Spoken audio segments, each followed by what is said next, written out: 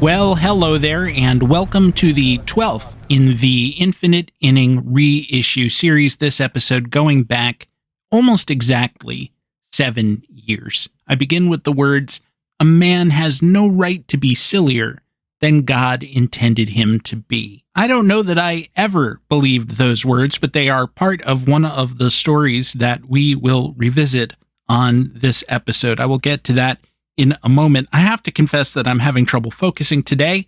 I'm having a minor surgical procedure at the end of the week. Of course, they're all minor until someone says, oops, but we'll hope that no one does that. It's minor but important and necessary, but I have a disproportionate amount of anxiety. I have a lot of anxiety all the time, and combine that with some legit health problems, and it becomes very hard for me to get out of my routine. My routine is what gives me security and therefore frees me from anxiety. And then again, people do say, oops, or just strange things happen. Do you ever think of the passing of the children's book author, Margaret Wise Brown? You know, Goodnight Moon, Runaway Bunny. Or is that Runaway Moon and Goodnight Bunny? No, why would you? But she was on a book tour in France. Her appendix popped. She underwent successful surgery from that. She successfully recovered from that. They were about to release her from the hospital. Someone said, "How you feeling?" She said, "I'm feeling great. Look." And she kicked up a leg, and that leg threw a clot, and that was the end of Margaret Wise Brown. So I'm not going to do that, no matter how much anyone begs. It's too bad, because she was pretty young, and if you read about her, in addition to reading her classic kids' books, it seems like she was a pretty neat and adventurous person. The procedure is 2 days out as I say these words, and it's a good thing. It's intended to deal with something that is problematic and disruptive now and will only get worse in the future if I don't confront it. So I consented to do this thing for my own good, but you know what it's like. It's like eating spinach, except they sedate you first and then ask you to eat it. And then they wake you up, and in many ways you feel worse than when you started. And of course, you hope that in the long term, that's no longer the case. But it's that part in particular that I am not looking forward to. Ryne Sandberg passed away yesterday, the great second baseman. What I have to go through is somewhat adjacent to what did him in. It's not the same thing, and whereas he had cancer, I don't just now, and certainly not that flavor. That I know of. It's not a cancer thing at all, knock wood. The lesson, though, any gentleman in the audience, which I assume is most of you, is that if you're of a certain age, keep your eye on that part of your body. Actually, it's hard to keep an eye on it, and even keeping a finger on it is awkward and uncomfortable and requires a certain level of expertise. So just do your regular blood tests, okay? Enough said. Sandberg's MVP season, 1984, was huge for me as a kid, learning to love baseball at a level that would change my life. He and another number 23, Don Mattingly, Donnie Baseball, and his performance that year were a big part of what caused baseball to flower open for me. Mattingly had to fight his way off the bench that season because he began the year stuck behind an out-of-place Ken Griffey Sr. at first base. Yankees manager Yogi Berra announced during spring training that he saw Mattingly as a reserve. Once Mattingly got in there, he won the AL batting title, hitting .343 on 207 hits. At that same moment, Sandberg had already had 2 full seasons with the Cubs after coming over from the Phillies with Larry Bowa in the January 1982 deal that sent shortstop Ivan DeJesus back east. His first 2 seasons, he scored 103 and 94 runs respectively, stole some bases and played good defense, but he wasn't as good a hitter relative to the league as, say, Nico Horner has been the last 4 or 5 years. Then came 1984. He hit .314 with a .367 on-base percentage and a .520 slugging percentage with 36 doubles, 19 triples, 19 home runs, 32 steals. The Cubs, who hadn't won a darned thing since 1945, took the NL East. They then lost a 5-game NLCS to a Padres team that, on paper, wasn't as good as they were, so it goes, but Sandberg was good in the series at least. I loved Mattingly because of his precision at the plate and in the field. I loved Sandberg because he could do a little bit of everything, and those are still my favorite kinds of players, and they're vanishingly rare. I know it's a cliche to say that the best baseball was the baseball when you were 12 or 13 or 15, and yeah, that season was in that ballpark for me. And yet some confluence at that time of the trends in the game, the mix of stadiums that were grass and turf, the baseball as it changed from season to season, and just the mix of talent coming into the league led to a lot of these sorts of players being in the major leagues. And you had this incredible diversity that kind of went from the Steve Balboni type, hitting about 30 home runs for the Royals at that time, low on base percentage, low average, slow slugger. And then you had Wade Boggs off on his own island and Tony Gwynn off on his, and Sandberg and Eric Davis and Juan Samuel and Darryl Strawberry. And there was just this plethora of players who could surprise you at any given moment with what they might do. And you may be able to tell me, and you probably will tell me, that, hey, look at Bobby Witt Jr. Hey, look at Trey Turner. Hey, look at Jeremy Pena or Jacob Wilson, at least this year, at least when they're healthy. And you might be right. Heck, Shohei Ohtani is his own version of that in his partially unprecedented way, or mostly unprecedented. Can you be mostly unprecedented? So losing Ryne Sandberg is this weird refracted form of mourning because I did not know him personally. I can't compare myself to his family or friends who are missing an active and daily presence in their lives. And of course, we empathize with them, having unfortunately lost at times loved ones of our own. For those of us who were merely fans and fans of someone who last played a long time ago, we're missing both a version of that person who was incredibly ephemeral, given the cruel aging curve of baseball, and, of course, a time in our own lives, and a version of ourselves and the way we received the world at that time, which were, sadly, equally ephemeral. And if you're like me and you have a high ability to time travel, to re-experience memories as if they were real, you can get a visceral sense of what it was like to see and hear and feel in that time.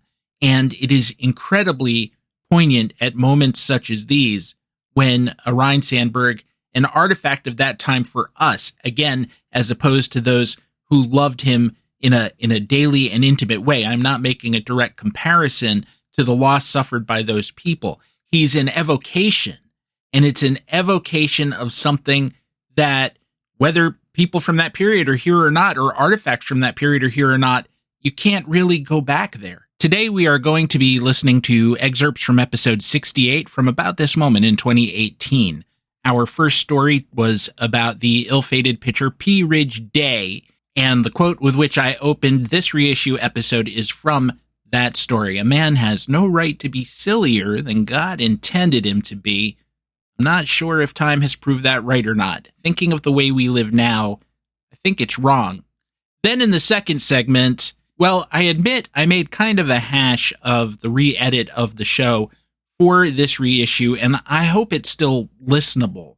This was another episode in which we were coping with issues involving who has the right to play Major League Baseball after they transgressed against public morality. You know, back when we had public morality. Should the player who was caught using PEDs and serve his suspension be felt to have had a blank slate? What about those players found to have engaged in domestic violence? American justice seems to be that you do the crime, you serve the time, and then you're back to being a citizen in good standing. In reality, it doesn't work that way, in baseball or out of it.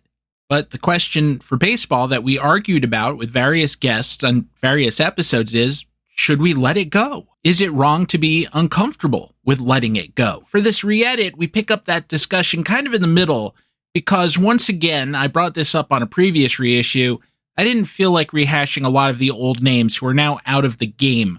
I feel like I just want to let them rest. I don't want to hear those names again.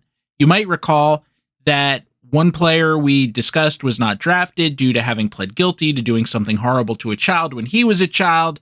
Another is still killing it in the Mexican League at 42, but has been out of the American majors for 3 years. He was caught using PEDs, not terrorizing any of his family members. A very important distinction. And the third player we discussed, a pitcher, has been out of the majors since 2020, although he too is still playing, I believe, in Japan. I just felt like letting the names go and sticking with the issues. So if you listen to the original 68, or those clues give you sufficient context, you'll figure them out.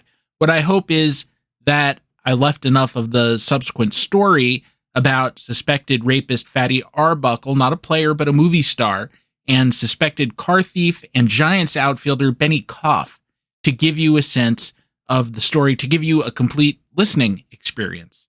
I don't really know. As I said earlier, I'm very distracted, but I hope you're able to enjoy it or benefit from it. As usual, our mission is to both entertain and edify. The temperature in my part of the world today is 98 degrees Fahrenheit. It feels like 196. I watched a few minutes of some of the Blue Jays-Orioles games that are going on right now. They were poorly attended, and that was probably the case because of scheduling, but it was also just too hot for fans to be out there. The Orioles had workers hosing off the fans, and I still felt sorry for them, and I felt worse for the players. We have seen players become dehydrated or disoriented or nauseous on the field from the effects of severe heat this summer. I still remember and am somewhat traumatized by the day, opening day, in fact, at Riverfront Stadium in Cincinnati, when the plate umpire, perhaps burdened by, well, his own physicality, obviously, but also a hot day, simply turned from the plate and died. And I start to worry, given current climate trajectories, at what point this whole playing outside in the summer thing just becomes non-viable. I've read that Major League Soccer is looking at a shift to a fall to spring schedule that would match the European football calendar, soccer calendar. And I thought, are they nuts? These guys are going to run up and down the field for an hour in 100-degree weather? They will lose people. I'll get back to that in a second, but I was going to tell you something fun about those Orioles and Blue Jays games. Since it was a blowout, the first game of the doubleheader that they played on Tuesday was a blowout, the Jays had utility guy Ali Sanchez pitch the bottom of the eighth. He was throwing looping 60-mile-per-hour curves and 35-mile-per-hour eephus pitches. He gave up 3 hits and 2 runs in his inning, but he also got 3 outs, 1 on a strikeout on an eephus pitch. It brought up childhood memories of Dave LaRoche and his La-Lob with the 1981 and 1982 Yankees. And what that says to me is that baseball is a game that's so hard that despite a pitcher who is almost wholly unqualified being on the mound, with the exception that he could get the ball over, major league hitters still made 3 relatively quick outs. Strikeout, fly out to left, grounder to second. The Heat, though. The heat is ludicrous. And yes, it's late July here in the Northeast. It's not unusual. I get that.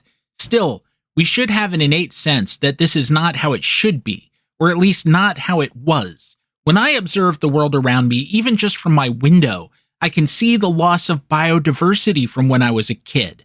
There are fewer birds, fewer bugs, and science backs me up on that, but it isn't hard to see if you're at all observant and you've been around long enough. That's just common species. Since I was born, we've lost big things. We've lost the Javan tiger, the Sumatran tiger, the Yangtze River dolphin, and too many birds to list.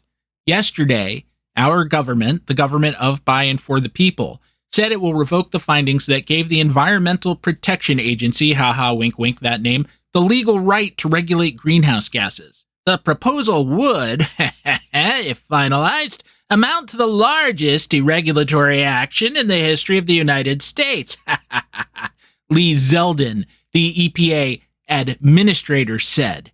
He said the proposal would also erase limits on greenhouse gas emissions from cars and trucks on the nation's roads.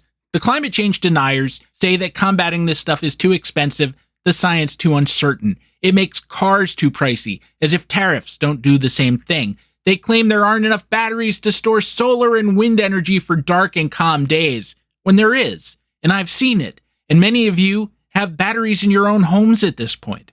They say electric cars aren't any good when they're kind of cool, and when you can't manage it on electric alone, hybrids are also solid. But here's the thing, even if it is expensive, even if you don't like looking at windmills, even if for some reason you insist on gassing your car instead of charging it, who says that what we have now is so great? As I've said many times on the show, I live approximately 50 miles from Citi Field, and I'm using this just as an example. We could be talking about any car trip in a heavily trafficked area. In an ideal world, I could get on the road and zip up there at 60 miles an hour and be there in less than an hour. Or I would get on an electric bus or train and go there directly again at 60 miles an hour or even faster. Well, the latter option doesn't really exist. So the drive, under most conditions, requires a commitment of something more like 2.5 to 3 hours. And when you sit in stop-and-go traffic, and we've all experienced this, the air around you turns brown. The air around you smells brown. The air around you tastes brown. And the tissue inside your lungs turns brown.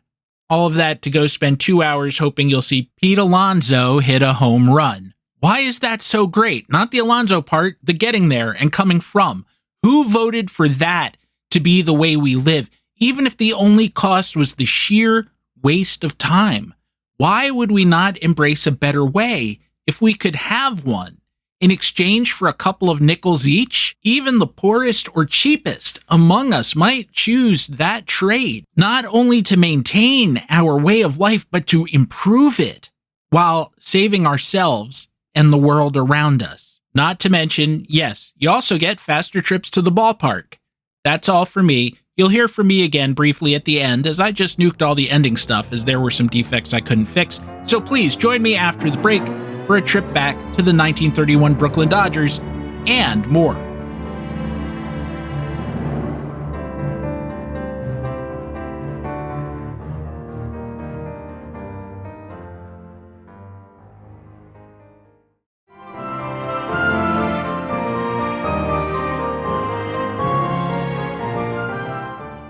In the 1930 Rule 5 draft, the Brooklyn Dodgers selected a journeyman pitcher, a 31-year-old right-hander named Clyde Day, also called Pea Ridge Day, for the town in Arkansas where he was brought up. Pea Ridge is right on the Missouri border, and its claim to fame, other than the screwballin' Pea Ridge himself, was that in 1862 it was the site of a Civil War battle, and an important one. 10,000 Union troops faced off against 16,000 Confederates who were intent on taking back Missouri. The Union had driven the Confederacy out of Missouri, sent them fleeing south, and the Confederates were determined to come back. Well, despite a fairly large numerical advantage, they didn't succeed in doing that. And in fact, their attack was not only repulsed, but they were driven into retreat. And yet, it was one of those frustratingly incomplete Union victories. The boys in blue failed to close. This happened later, too, at Gettysburg, where the Union failed to pursue the retreating Robert E. Lee, but for better reasons, mainly that they were fought out. But in this instance, they simply misplaced the retreating Confederates. To oversimplify, one of the Union generals thought the Confederate forces had retreated right, when instead they retreated left and chased in the wrong directions, and so they plumb got away. The reason that I bring all of this up is that, in many respects, Pea Ridge Day, like the Battle of Pea Ridge that was his namesake, was frustratingly incomplete. 3 teams gave him major league trials: the St. Louis Cardinals in 1924 and 25, the Reds in 1926, and then finally the Dodgers in 31. And insofar as the bottom line results go, he was ineffective. But in his Dodgers stint, at least, well, it's hard to tell. He had a 4.55 ERA in 57.1 innings, not particularly good even for that high offense time, and he gave up 75 hits, which is a ton. Now, what I don't know is whether that was the result of the fact that his screwball was just very hittable, or that the Dodgers had an infamously bad defense. He didn't walk a lot of batters, and he struck out about 5 per 9, which is way high for the time. Thus, on a fielding independent basis, he looks pretty good, but the Dodgers didn't think so, and they traded him away. They traded him to the Minneapolis Millers of the American Association to get former Giants first baseman George High Pockets Kelly, who was all washed up. I mean, High Pockets Kelly was kind of washed up even when he was in his prime, and he's in the Hall of Fame just because, well, Frankie Frisch liked him. But nevertheless, that's what they chose to do. But it wasn't just a desire to get George Kelly on their team, and it wasn't just the fact that they felt, or realistically they saw, that Pea Ridge hadn't pitched well. It was that Pea Ridge was kind of annoying. He drank, and so discipline might have been an issue, although that was pretty typical in those days. No, it wasn't that. It was that he had a thing for hog calling. And if you think that batters get upset when a pitcher shows them up by being too demonstrative on the mound after getting a big out, well, imagine how they felt if, after a strikeout, the pitcher reared back and went, "Suey, picky, picky, picky, picky, suey." I dare to guess you might find that a little bit annoying. But here's a more important question. How would you feel if you were his manager? Maybe you're not being shown up directly. Maybe you're just embarrassed to be in the presence of that. Or maybe you just get damned sick of it. Pea Ridge struck out 30 batters that year, so even if he only gave that hog call half the time, that was still 15 occasions when the Dodgers manager, Wilbert Robinson, Uncle Robbie, had to listen to that. And what must have been more trying from a certain perspective is that the fans started to pick up on it, and say you had a big crowd for the Dodgers in those days. Ebbets Field was a small park, and it was the Great Depression, so they weren't totally packing them in. But maybe you had 20,000 and Pea Ridge strikes out a batter, and now all of them in unison are making that noise. And here's the thing, 15 times is probably a bit on the low side, because according to all reports, he did not restrict the activity to when he was on the mound, but in fact, at the request of the league, kept it eventually to when he was in the dugout, and somebody else did something that he approved of. So, say Babe Herman hit a triple, or doubled into a double play, as he famously did around that time, well, then you'd hear Pea Ridge calling his porkers home. You can imagine that that might be trying after a certain amount of time. And in fact, Uncle Robbie, who was kind of a goofy guy himself on occasion, finally put an end to it. He told Day to cease and desist, saying, "A man has no right to be sillier than God intended him to be." I don't want to overstate the profundity or potential profundity of what Uncle Robbie told Pea Ridge, but I've often contemplated exactly what the inflection point is on being sillier than God intended you to be. I'm not particularly religious, but I'm familiar enough with the concepts, and you get into all kinds of weird areas about predetermination and free will because we can only be as silly as God intended us to be, and at no point can we be sillier than God intended us to be unless you believe that everything is a test and there's a separate rule of silliness and we are always bumping up against that barrier and we can violate it at will, but therefore we've failed the test and will be going to perdition, doomed eternally to suffer the torments of hell, not because we were evil or mean or cruel or sinful, but because we were too silly. But I don't think that that's the case, and I doubt Uncle Robbie thought about it that deeply. I think he was using God in place of a series of other words or concepts, by which he might have meant that we earn our degree of silliness by our degree of accomplishment or our degree of seriousness in other areas, and that Pea Ridge was a distraction more than he was an aid to the Dodgers in what the Dodgers were trying to do, which was making a desultory effort to win. Or maybe it wasn't as negative or as shaming as all that, but that Uncle Robbie meant to say something constructive that meant something like this, that if our accomplishments do not match our level of silliness,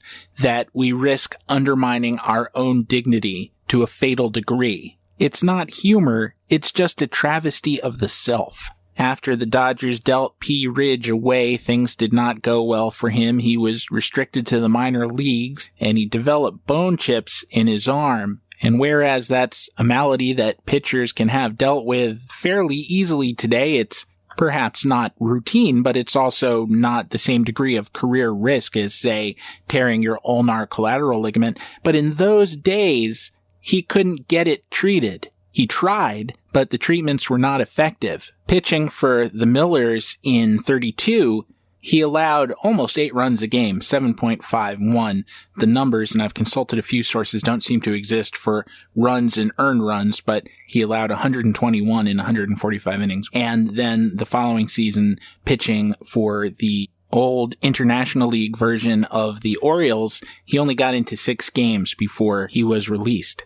According to Day's Sabre biography by Brian McKenna, which I rely on here, Day was distraught at the prospect of ending his pitching career. He invested something like $10,000 in a surgical treatment, which was unusual for the Day, and as I said before, it didn't work. In the off-season, Day owned a gas station and raised and sold strawberries. I don't think that means he had a strawberry farm. I think it more likely he had a strawberry patch.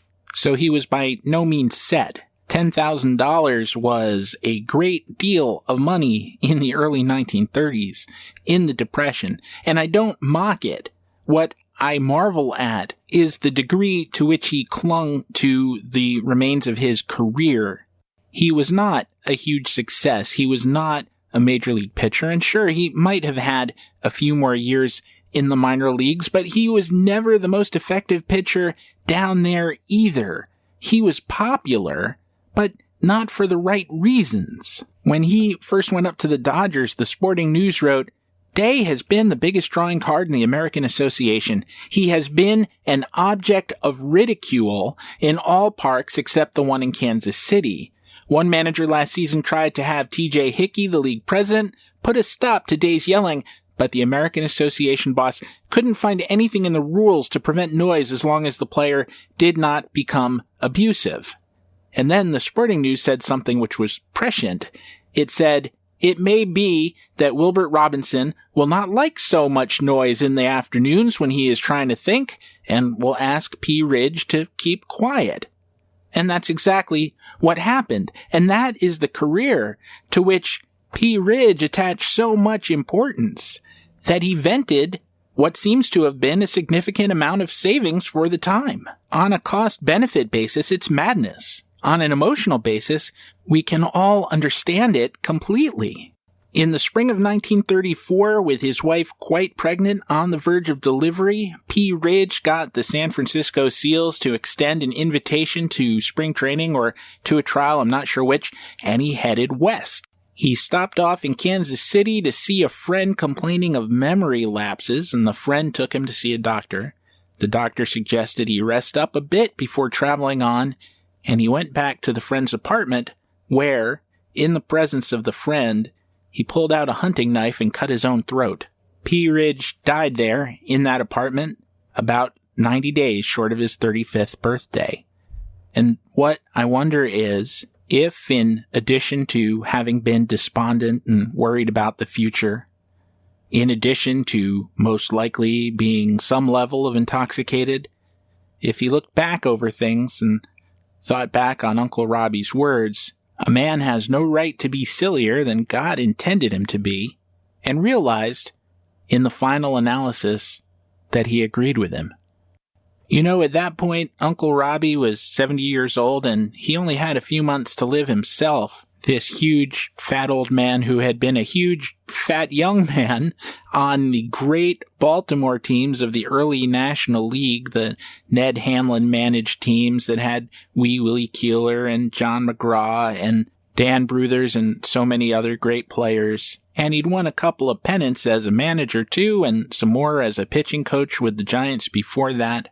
Well, in August 1934, he slipped and fell in the bathtub, fractured his skull, broke his arm, and he'd had a stroke, and it's not clear to me if the stroke caused him to slip and fall or the slip and fall and the resulting blow to the head caused the stroke, but either way, he was done for.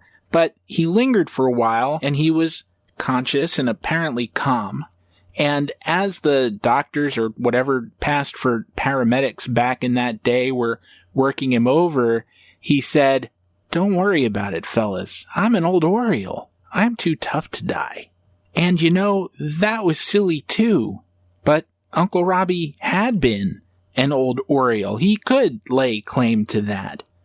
So I guess it was just the right amount of silliness. Maybe not the amount of silliness God intended him to have, but the amount of silliness he had earned. I'm Stephen Goldman, and this is The Infinite Inning.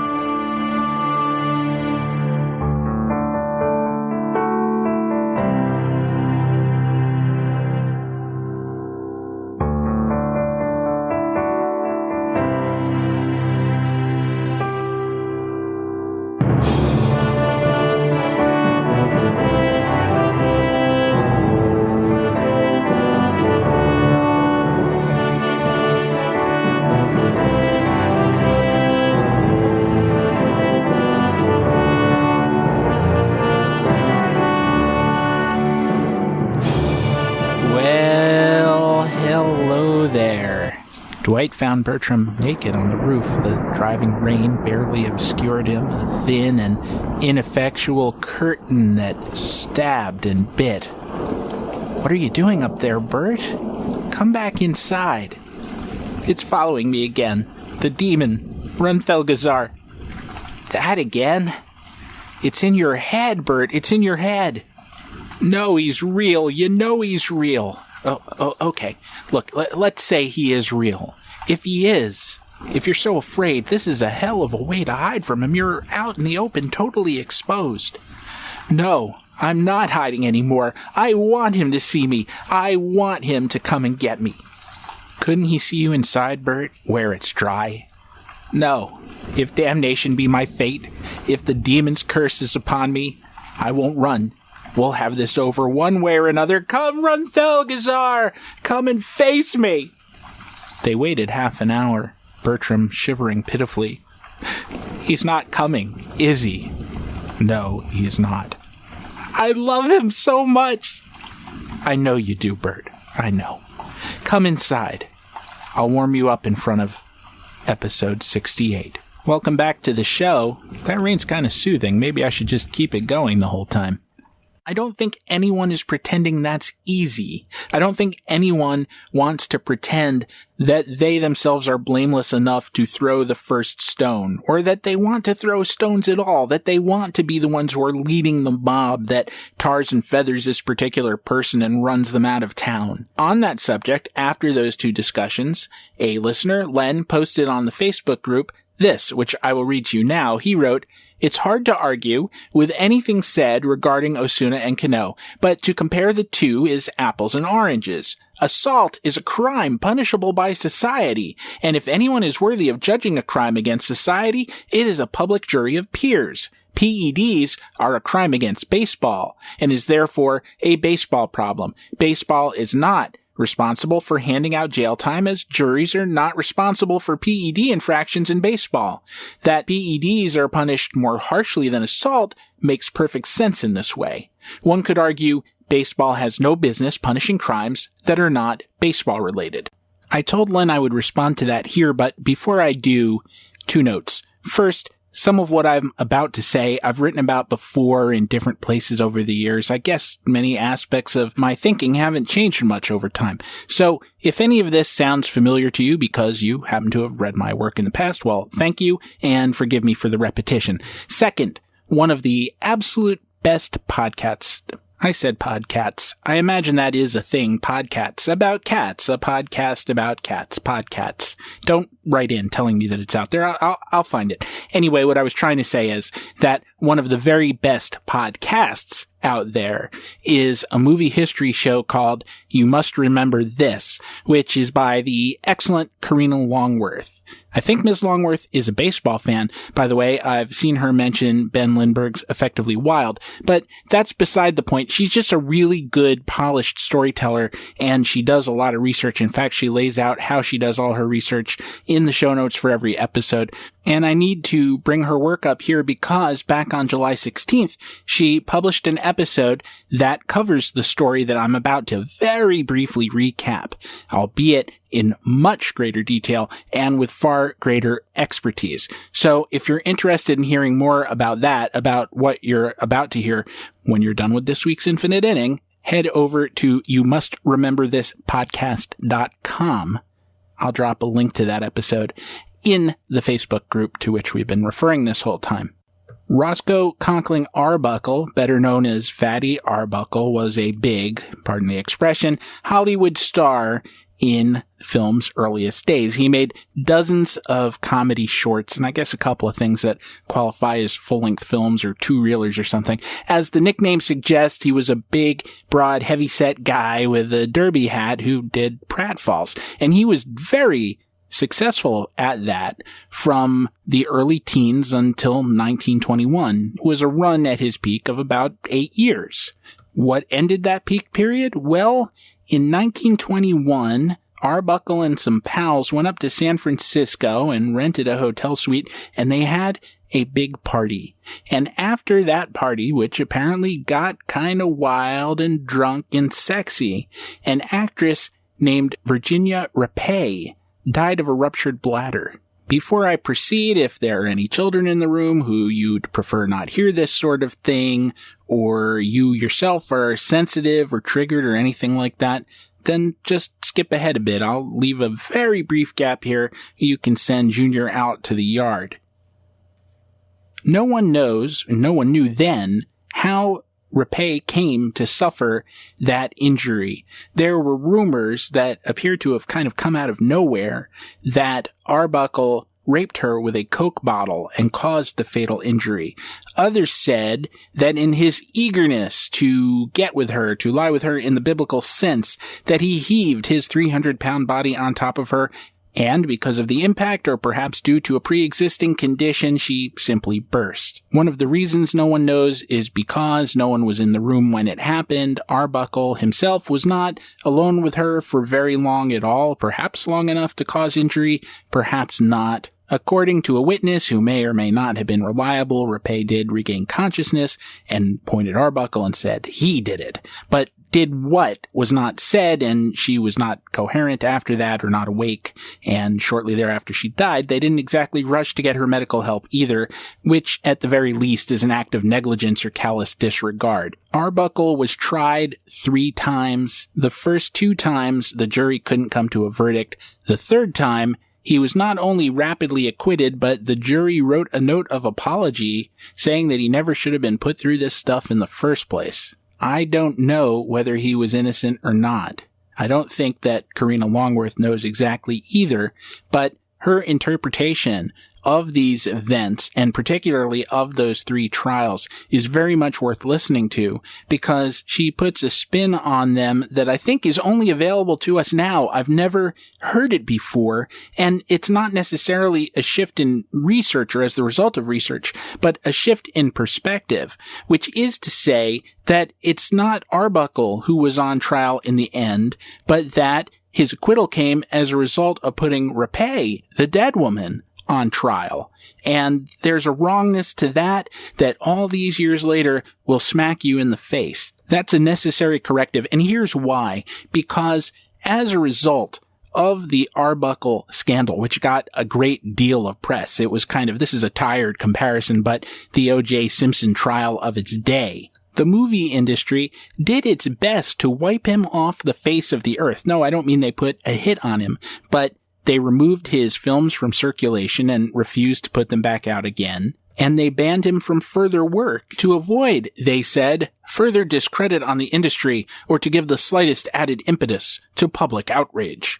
Which is to say that they were avoiding censorship. They were avoiding moralistic authorities coming in and saying, we've got to clean up this Hollywood place. And this has generally been presented as Fatty got a raw deal. Fatty got railroaded. Fatty got punished for something he didn't do. He was the victim, not Virginia Reissue. And in this day and age, when we're a little more sophisticated about victims and victimizers, it's very difficult to feel any sympathy with that position or be as dismissive of Reissue, who, regardless of what version you believe, even if you believe some version of this story that is super sympathetic to Fatty Arbuckle, did anything that even slightly suggests that she deserved to die. Sure, what happened to him is not dissimilar to the blacklist that came about in the late 40s and early 50s when those same moralistic authorities began shouting communist at Hollywood. And that was both morally and legally reprehensible. But when you're talking about a crime such as murder or rape, how are you supposed to go to the theater and plunk down whatever it was in those days, a dime or 2 bits? And laugh at a comedian? It's exactly the same reason I think that Louis C.K. is no longer on public display and won't be for some time, if not permanently. It's that, unless you are a very dull tool indeed, going and trying even to laugh at that guy, in succeeding in laughing at him, implicates you in his crime, or at the very least tacitly excuses it. Like Arbuckle's films, baseball is an entertainment. In 1912 through 1920, there was an outfielder in baseball named Benny Koff. He's known to us now as the Ty Cobb of the Federal League. He came up with the Yankees in 1912, couldn't latch on there, and when the Federal League became a thing, he went over there and it was kind of a AAA league, and he was better than a AAA player, and he just exploded on that league. And in the 2 years that it existed, he hit 370 the first year, which led the league, also led in stolen bases with 75. He hit 44 doubles, 211 hits, 120 runs. In year 2, he wasn't quite as good, but still hit 342, which again led the league, and stole 55 bases likewise. Well, that league, for various reasons, goes belly up. As I always say, a story for another day. And Kauf signed with the Giants. Now, the National League was a more advanced league than the Federal League, and Kauf, therefore, was no longer the Ty Cobb of anything, but he was still really good. He hit 300 each of his first 2 years. By Baseball Reference, he was a 4-win player the first year, a 5-win player the second. But in 1920, he got in legal trouble. He owned a garage. He was in auto repair. But the prosecutor said it was also kind of a chop shop, and that one evening he was out with a couple of associates and he said, "Hey, I got a customer looking for a used Cadillac. How about we just take that one parked right over there?" And they did. They changed a few superficial details and they resold it. Well, the police tracked it down and figured out what had happened, and he was indicted for grand theft auto. Not exactly murder or manslaughter, but still, baseball cared about this stuff, particularly in 1920, which is, as the Black Sox scandal is still going on. Kauf was eventually acquitted, but that wasn't good enough for the commissioner of baseball, Judge Kennesaw Mountain Landis, who banned him for life. He said, "Your mere presence in the lineup would inevitably burden patrons of the game with grave apprehension as to its integrity." Kauf fought Landis to the Supreme Court, but the Supreme Court, as it typically does with baseball, found in his favor but refused to do anything about it. This is actually a worse deal than Arbuckle got, because Arbuckle was able to kind of come back in through the back door, direct a few movies under an assumed name, and right before his early death even got in front of the cameras at least once. But again, I don't think that Landis was wrong. And for the same reasons, that this is a game, that this is an entertainment, and we can't ever unknow what we know. As I said, unless you're a particularly dull tool. The Chicago Cubs dogpile at the end of the 2016 World Series should have been the happiest moment in the history of the game. We almost didn't need baseball anymore after that. Just about every major storyline that needed closure achieved it, except that Aroldis Chapman was in that dogpile. And at least for me, I couldn't unknow that. It is undoubtedly naive to say that every player about whom we know nothing of their off-field activities is as pure and white as the freshly fallen snow. I know that's not the case. But until they hurt someone, they do have that presumption. And we can cheer for them without experiencing the kind of cognitive dissonance that erupts when you're going, "Hooray, Elmo," whoever Elmo is. He's a DH for some team somewhere. When Elmo hits a home run, knowing that because of Elmo's off-the-field activities, we would hesitate to invite him to our house or have him around our kids. So to come full circle to the question that Len asked, is there an argument that baseball has no business punishing crimes that are not baseball-related? Well, I think what we've had is a confusion of terms. No, Roberto Osuna or any other player who has committed an act of domestic violence has not committed a crime against baseball in the sense that what they did will possibly alter the outcome of an at-bat or a game, whether by using a corked bat, by juicing, by consorting with gamblers, or anything. That is not what they have done.